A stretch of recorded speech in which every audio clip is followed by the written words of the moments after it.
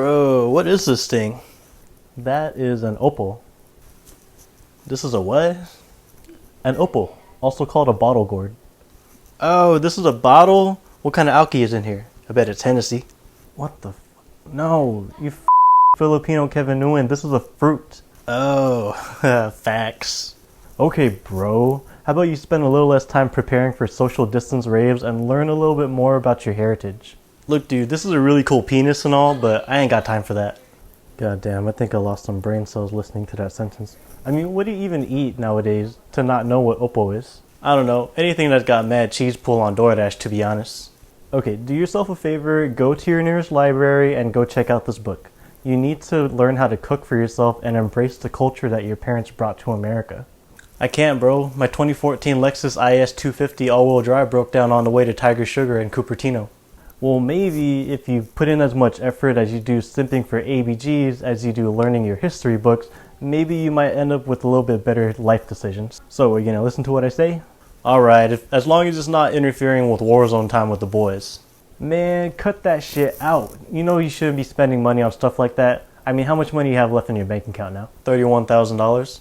Oh, okay, maybe I stereotyped you a little too hard, but don't forget where you come from.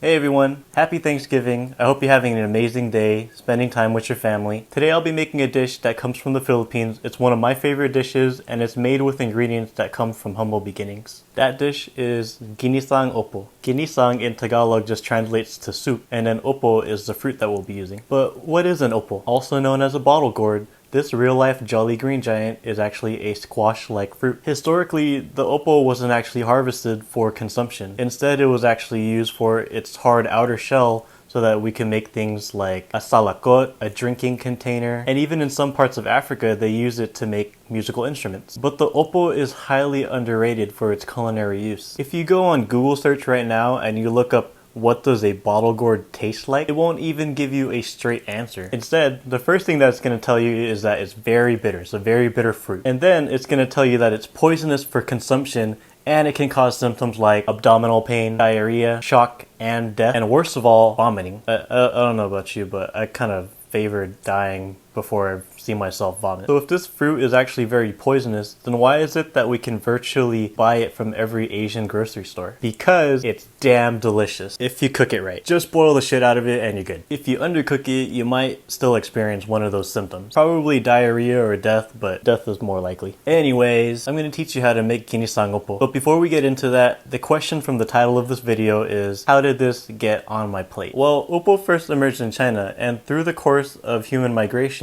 it made its way to Southeast Asia and then to Europe, and then soon after to Africa and eventually the Americas. Cultivation of Upo was actually very popular because it was really easy to get a fruit. You can plant the seed, and then by day 90, you can start picking out fruit. The cultivation was so popular that it was highly regarded before the Christopher Columbus era, also known as the Native American Genocide. So because of the nature of its versatility, it was proven to be a hot commodity amongst the indigenous people. Now I know that I mentioned earlier that Upo was actually used more so for its external uses, but the fruit isn't actually as toxic as Google makes it sound. Google be sounding hyperbolic sometimes. Like I'll be going to Google and looking up a symptom like a runny nose or a cough, and then it'll tell me some stuff like, you have network connectivity issues. So no, Upo will not kill you. Maybe. 99% chance it won't. Your odds are less than 1%, but never zero. Throughout each region, Upo is cooked very differently. In Korea, they sun-dry the fruit and then they stir-fry it with other vegetables. In Vietnam, it's typically cooked with a seafood soup. In the Philippines, it's cooked in a stew called Ginisang Upo, which is what I'll be teaching you how to make today. These dishes have been made by our ancestors for centuries, and they've been passed on through generation to generation.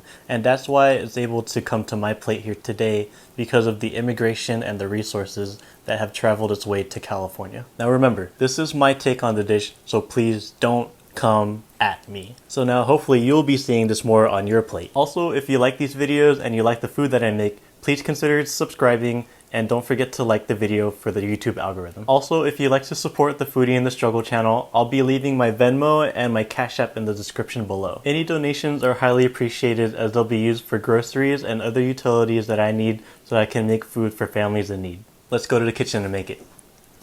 This dish doesn't use very many ingredients, but it's important to have your mise-en-place ready before you start. Here's what you'll need: onion, garlic, shrimp with the head, pork belly, annatto powder, chicken stock, and the star of the dish, 1 oppo. The first thing you'll want to do when preparing the oppo is to shave off the skin. Try to do your best to get as much skin off because it's the most bitter part of the fruit. You can choose to cook it with the skin on, but keep in mind it will take longer to cook out thoroughly.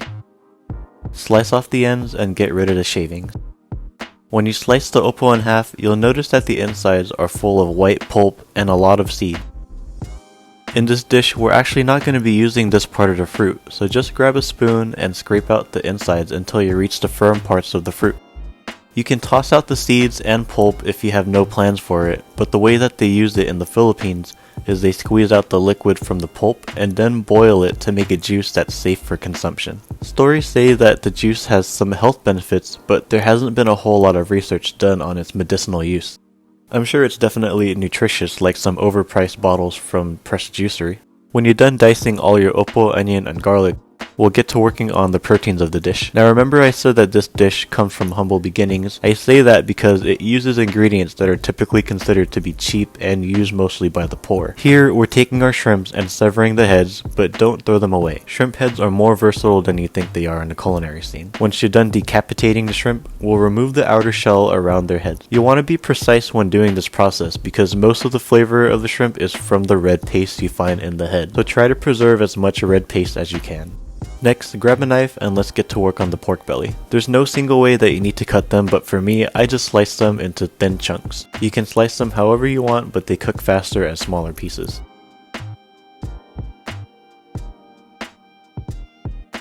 Let's go back to the shrimp heads. This is where things get gory. What we're looking to accomplish with the heads is to make a shrimp broth. And we're going to be doing that by mashing the heads in a bowl and then mixing it with our chicken stock. What we're looking for is this rich orange colored broth. Grab a sieve and strain out all the liquid. What you're left with is a rich orange shrimp broth. So now this is what your mise-en-place should look like. These are miswa noodles, but they're totally optional if you don't want to add them. Let's get started with seasoning our vegetable oil by frying the garlic and onion. You don't need to add too much oil because the pork belly will render out a decent amount of fat. You'll cook out the pork until it's brown throughout. After this step is done, every following step is going to go by very quickly. Add the shrimp and cook it for a quick minute. Once you start seeing your shrimp turn pink, then you can add the oppo. Toss it around a little bit and let the oppo get a little bit of color on it before going in with the shrimp broth. This is the last thing we'll season the dish with, and it's going to be with a little bit of annatto powder. Mix it all around until the powder is fully dissolved, and then when the soup starts boiling, turn the heat down low and cover everything with a lid. In a separate pan, I'm boiling chicken stock, and I'll be using this to cook the miswa noodles. While that's boiling, let's check on our oppo.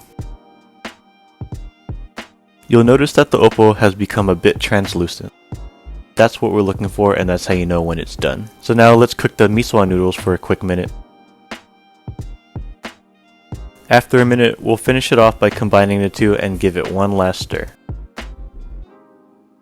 And that's the dish, everyone.